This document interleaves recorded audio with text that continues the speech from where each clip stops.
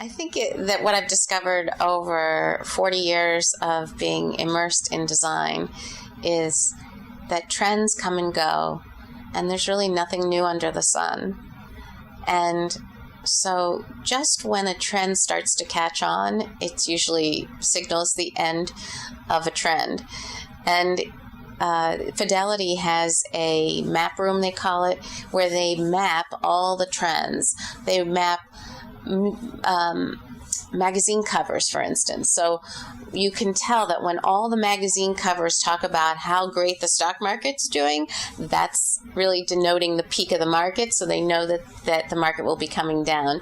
And I feel like right now when you have everyone in architecture looks like they're inspired by Frank Gehry or by Mies van der Rohe, so either very curvy things or very minimal boxy things. And I call it a little bit the tyranny of modern, that if modern is, everything, and it's in every magazine, and even traditional magazines describe transitional pieces as modern, because modern is the word. That tells me that there may be, it's how postmodernism happened in the 80s. It was sort of a reaction to the 70s, the late 70s. How can we refer to the past and still have some modern ways of building things and modern aesthetic? And I don't think postmodern itself will come back, although I think the 80s is being rediscovered after being out of favor really strongly for a while. And so I never really worry about what needs to go to bed, because I know that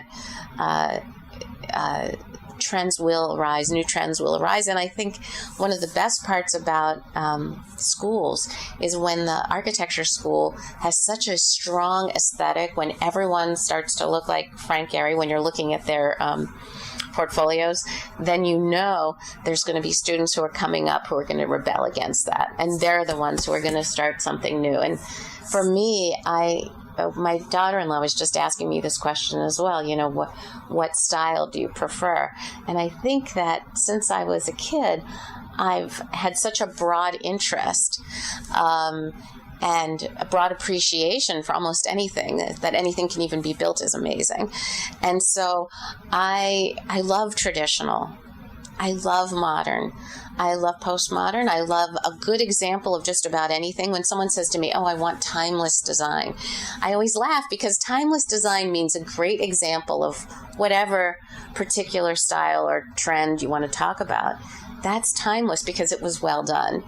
A half-assed version, a knockoff of a knockoff of a knockoff, which we see lots of, that certainly is not going to last for a long time. And maybe lime green paint you get sick of, but 2 years from now, if you really hate it, you can repaint lime green paint. So I think people think that milquetoast, something very boring and neutral, has more likelihood of being timeless, but I think that's not necessarily true. So to me, the timeless design has a full spectrum of color, a full spectrum of design ideas, and I don't mean a pastiche, and I don't mean too mixed up, but I do feel like if all your walls are white, it doesn't work for the human spirit. And likewise, neither does a house full of orange paint,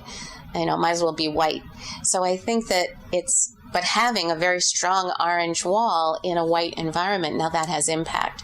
So having impact, taking the tools, understanding the impact that each design decision will have on the perception of the space, that's my job, and that's what I love.